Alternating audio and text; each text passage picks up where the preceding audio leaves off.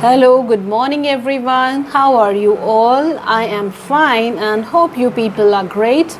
This is the festive season. I hope everybody is busy with the festivals. Festivals are definitely for enjoying, but we should not forget our studies because it is always important, we should always try to find some time to continue our education. And especially when it is soft skills, these skills are not purely education, but it is the way of life, it is the behavior, it teaches you the way of life, how you should live your life. These are not bookish things that you have to by hearted and write in the answers. It is something that you will learn and then you will practice in the real life. Okay, so it is important because in the festive seasons also you are going to meet people. So how your behavior should be with them, how you should behave, this is what soft skills teaches, and it makes your personality. So today I am here with another topic, and this is interpersonal skills. Interpersonal skills. तो जान लेते हैं पहले कि ये interpersonal skills क्या होते हैं, है ना. इंटरपर्सनल, इंटर यानी कि बिटवीन, इंटर मतलब बिटवीन, एंड पर्सनल यानी कि बिटवीन पीपल, स्किल्स यानी कि एक दूसरे के साथ किस तरह से आपका बिहेवियर होना चाहिए, किस तरह से आपको उनके साथ उनको ट्रीट करना चाहिए, उनको आप किस तरह से उनके साथ आपका बिहेवियर रहेगा कि वो आपके अंदर जो है विश्वास करेंगे, आपके ऊपर भरोसा करेंगे, आपकी बातों को मानेंगे. तो ये स्किल्स जो हैं ये पहले आप समझ गए कि इंटरपर्सनल, इंटर यानी बिटवीन पीपल, स्किल्स. अब क्या स्किल्स हैं बिटवीन पीपल, किस तरह के स्किल्स की ज़रूरत है. देखो, आप जब लोगों के साथ आप काम करते हैं, लोगों के साथ आप पढ़ते हैं, लोगों के साथ आप रहते हैं, तो वहाँ पे एक तरह का अगर आपका बिहेवियर होगा तो आप देखते हैं कुछ लोग बड़े फेवरेट होते हैं सबके, और कुछ लोग होते हैं जिनको कोई भी पसंद नहीं करता, है ना. तो यहाँ पे हम उन स्किल्स की बात कर रहे हैं जिससे लोग आपको पसंद भी करेंगे और आपके ऊपर भरोसा भी करेंगे, राइट. तो हम ये जान लेते हैं कि ये इंटरपर्सनल स्किल्स में क्या क्या स्किल्स ज़रूरी हैं, कौन से स्किल्स होने चाहिए जब हम लोग कहलाएंगे कि हमारे इंटरपर्सनल स्किल्स आर ग्रेट. तो सबसे पहला स्किल्स जो है वो है कम्युनिकेशन स्किल. कम्युनिकेशन यानी संवाद कौशल. संवाद कौशल में क्या चीज़ रहेगा कि आप कैसे अपने आइडियाज़ को दूसरे के सामने प्रेजेंट करते हैं. इंटरपर्सनल स्किल्स है तो आपको एक दूसरे के साथ कैसा रिलेशन होना चाहिए, है ना. तो रिलेशन के लिए बहुत इंपॉर्टेंट है communication. If you don't know how to communicate well, if you don't know how to listen to the other person, that is also important. How to understand the gestures, उसके जो आपने शायद सुना होगा कि कम्युनिकेशन स्किल में कौन कौन से चीज़ें रहती हैं. तो उसमें वर्बल स्किल्स भी रहते हैं, राइटिंग स्किल्स हैं, लिसनिंग स्किल्स हैं, फिर आपके एक रहते हैं नॉन वर्बल कम्युनिकेशन रहता है. नॉन वर्बल कम्युनिकेशन यानी कि जहाँ पे बोला नहीं जा रहा है बट देयर इज़ समथिंग जो कम्युनिकेट हो रहा है बिटवीन पीपल. तो कम्युनिकेशन स्किल में वो चीज़ भी आ जाती है जब आप किसी के साथ बात कर रहे हैं, तब आपको अपने आइडियाज़ को प्रॉपरली प्रेजेंट करना आना चाहिए, आपके जो भी ओपिनियंस हैं उसको बताना आना चाहिए. अगर आप बहुत लाउड हैं, कि कई बार आपने देखा होगा कुछ लोग हैं जो बहुत ज़्यादा ज़ोर से अपनी बातों को रखते हैं और उन्हें लगता है कि हम अगर इस तरह से करेंगे तो बड़ा इम्प्रेसिव होगा, बट ऐसा नहीं होता है ना. इट इज़ नॉट ऑलवेज कि you have to shout to convey your ideas. So you should be able to convey your ideas, your opinions, in a way जिसमें वो accept करे सामने वाला. Okay. फिर मैंने कहा कि लिसनिंग स्किल भी बहुत इंपॉर्टेंट है. कम्युनिकेशन स्किल में आप क्या बोल रहे हैं, कैसे बोल रहे हैं, देन आपको सामने वाले का भी सुनना है, आपको उसको भी रिस्पेक्ट देना है.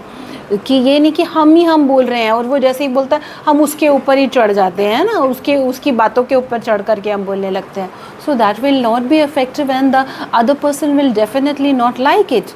ठीक है. देन योर जेस्चर्स, आपको लोगों का जेस्चर भी समझ में आना चाहिए. जो नॉन वर्बल कम्युनिकेशन है, बॉडी लैंग्वेज है, मूवमेंट्स हैं उसके, हाथ के, आँखों के एक्सप्रेशंस हैं, वो भी आपको समझ में आना चाहिए कि कोई आपकी बातों को पसंद कर रहा है कि नहीं कर रहा है, क्या चीज़ उसे अच्छी लग रही है, क्या चीज़ उसे बुरी लग रही है. तो कम्युनिकेशन स्किल इंटरपर्सनल स्किल का एक बहुत इंपॉर्टेंट स्किल है. उसके बाद हम बात कर लेते हैं टीम वर्क की. ये क्यों ज़रूरी है? ये जो स्किल है इंटरपर्सनल स्किल्स, ये सॉफ्ट स्किल का एक बहुत ही इम्पॉर्टेंट टॉपिक है. और ये क्यों इम्पॉर्टेंट है स्टूडेंट्स के लिए? The skills is crucial for academic success. Academic में सक्सेस के लिए भी ये इम्पॉर्टेंट है.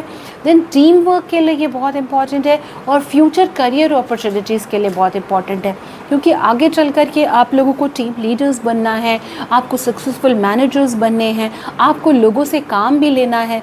तो एज अ टीम लीडर आपको टीम वर्क आना चाहिए, आपको टीम मैनेजमेंट आना चाहिए. और वो चीज़ आने के लिए आपके अंदर इंटरपर्सनल स्किल्स होना चाहिए. तो हमने कम्युनिकेशन स्किल की बात कर ली.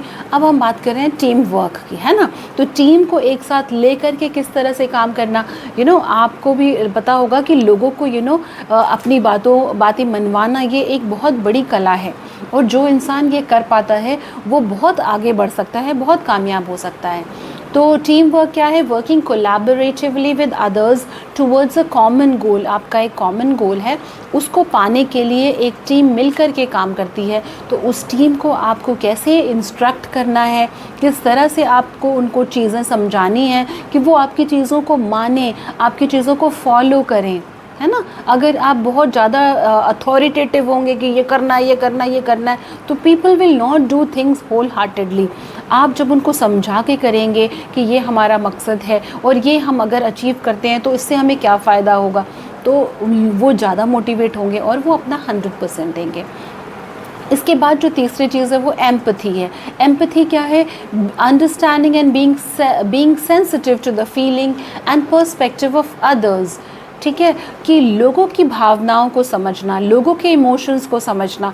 हमेशा सिर्फ अपने बारे में नहीं सोचना कि मैं क्या सोच रहा हूँ, मेरी कैसी फीलिंग्स हैं, मुझे क्या सही लगता है. This will not create the interpersonal skills. Interpersonal skills के लिए you should have empathy, you should have feelings for others, others emotions also.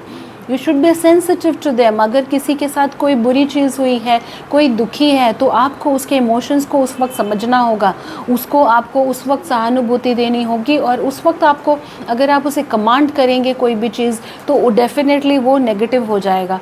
तो आपके अंदर इंटरपर्सनल स्किल्स के अंदर ये भी एक बड़ी इम्पॉर्टेंट स्किल है कि you should have empathy for others, right. इसके बाद और क्या है? Conflict resolution. अब ये कॉन्फ्लिक्ट रेजोल्यूशन क्या होता है कि कॉन्फ्लिक्ट्स यानी कि मतभेद, है ना. मतभेद, आप ये ऐसा ज़रूरी नहीं है, we can not hope for a situation, एक ऐसी हम इमेजिन नहीं कर सकते कि जहाँ पे एक आइडियल सिचुएशन है जी, सब कुछ अच्छा होगा. ऐसा नहीं होता है ना रियल लाइफ में. तो कॉन्फ्लिक्ट्स भी होते हैं. आप मान लीजिए एक टीम लीडर हैं, आपके अंदर बहुत सारे लोग काम कर रहे हैं. तो बहुत सारे लोग जब काम कर रहे हैं, ऐसा ज़रूरी नहीं है कि आपके ओपिनियंस होंगे, आपके जो आइडियाज़ होंगे, उसके साथ आपको सब उसके साथ एग्री करेगा, है ना. तो बहुत अच्छी बात है, कोई दिक्कत नहीं है इसमें. कॉन्फ्लिक्ट्स हो सकते हैं, लेकिन उसको हमें क्या करना पड़ेगा? रिजॉल्व करना पड़ेगा. That is important. तो डिस्कस करना है, साथ में बैठेंगे, बात करेंगे. अगर किसी के कॉन्फ्लिक्ट्स हैं तो हम उनके साथ हम उसको डिस्कस करेंगे. Then we will come out with a solution.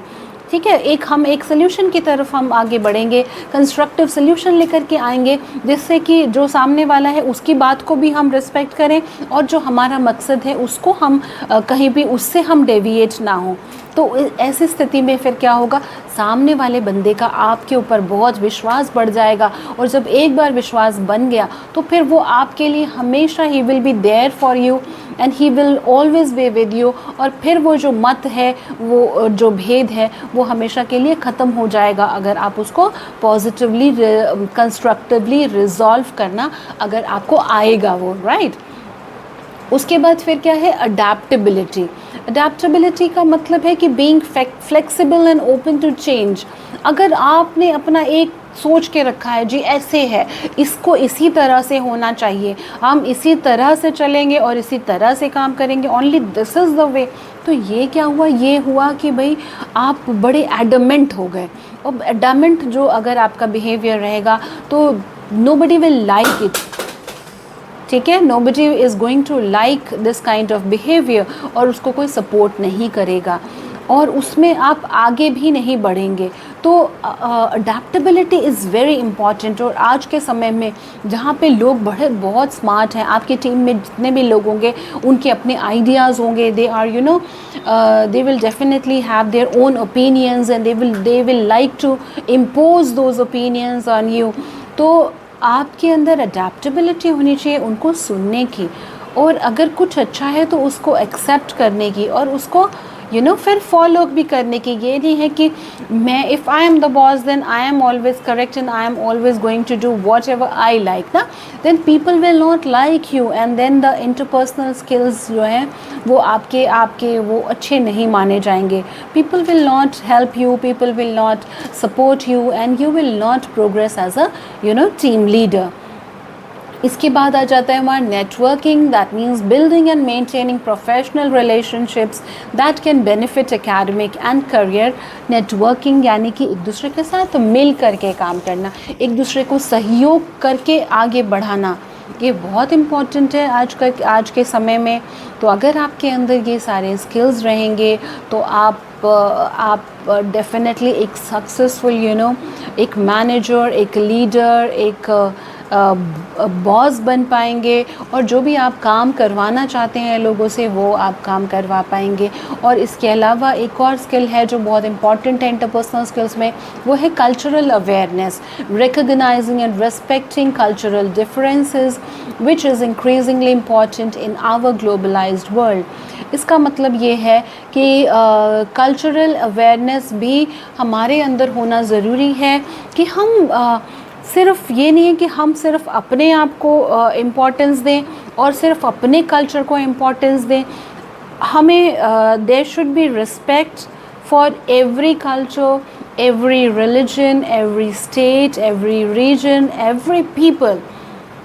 अगर हम ऐसा करेंगे तो सामने वाला जो बंदा है वो हमारे अंदर वो ज़्यादा उसका कॉन्फिडेंस जो है वो बढ़ेगा, हमारे ऊपर उसका विश्वास, उसका भरोसा बढ़ेगा। तो हमें कल्चरल अवेयरनेस भी होनी चाहिए, हम दूसरों की प्रॉब्लम्स को समझें, दूसरों के कल्चर को रिस्पेक्ट करें। अगर मान लीजिए कि आप एक टीम में काम कर रहे हैं और आज जो है वो दिवाली का त्यौहार है और आप एक मुस्लिम कंट्री हैं, शायद अगर आप वहाँ पे काम कर रहे हैं, there is a Hindu person, तो यू शुड रेस्पेक्ट कि टुडे इज़ मे बी आपके कंट्री में आपके हॉलीडेज़ नहीं होते, but you should respect his culture की उनका त्यौहार है ये, तो he should be given off and everybody should celebrate his festival together. तो ये चीज़ें बहुत इम्पॉर्टेंट है, इससे आपकी टीम जो है वो मज़बूत बनेगी, आपके इंटरपर्सनल स्किल्स हैं ये डेवलप होंगे और you will always progress ahead. तो आई होप कि ये चीज़ें आपको समझ में आ गई हैं। तो ये सारे इम्पॉर्टेंट स्किल्स हैं। तो इसके लिए अगर मैं आपको 2 मिनट और लूँ तो मैं आपको बताना चाहूँगी कि आपके अंदर आप जब अपने इंटरपर्सनल स्किल्स को डेवलप करना चाहें तो आपको किन किन चीज़ों के ऊपर ध्यान देना है। इफ़ेक्टिव लिसनिंग, ठीक है, आपके अंदर लिसनिंग स्किल्स को डेवलप करना है, इफ़ेक्टिव कम्युनिकेशन को डेवलप करना है, एम्पैथी डेवलप करिए अपने अंदर दूसरे की फीलिंग्स को समझने का, ठीक है। देन फीडबैक एक्सेप्टेंस, अगर कोई अपने सुझाव लेकर के आता है, अपनी ओपिनियंस आपके साथ शेयर करता है तो आप उसको एक्सेप्ट करिए, उसको वेलकम करिए। कॉन्फ्लिक्ट रेजोल्यूशन की ये प्रॉब्लम होगी, इसको किस तरह से हमें हैंडल करना चाहिए, आप इसको डेवलप करने की कोशिश करिए। कल्चरल सेंसिटिविटी अपने अंदर लेकर के आइए कि अलग दूसरे कल्चर्स को समझना, उनको रिस्पेक्ट करना, उनको इक्वल इम्पॉर्टेंस देना। देन प्रैक्टिस नेटवर्किंग कि मिल कर के किस तरह से आगे बढ़ा जाए, सेल्फ अवेयरनेस, अपने आप को जांचिए, अपने आप को परखिए, कहाँ पे क्या कमी है उसको सुधारने की कोशिश करिए, और पॉजिटिव एटीट्यूड के साथ आप अगर अपने आप को आगे बढ़ाएंगे तो आप देखेंगे कि आप बहुत कमाल कर रहे हैं। तो वीडियो ज़्यादा लंबा ना हो जाए इसलिए मैं अपनी बात को यहीं पे ख़त्म करती हूँ। वीडियो को लाइक करें, शेयर करें और सब्सक्राइब करें हमारे चैनल को। तो थैंक यू वेरी मच, और आपको आगे क्या सीखना है, क्या पढ़ना है, वो मुझे ज़रूर बताएं। Thank you very much.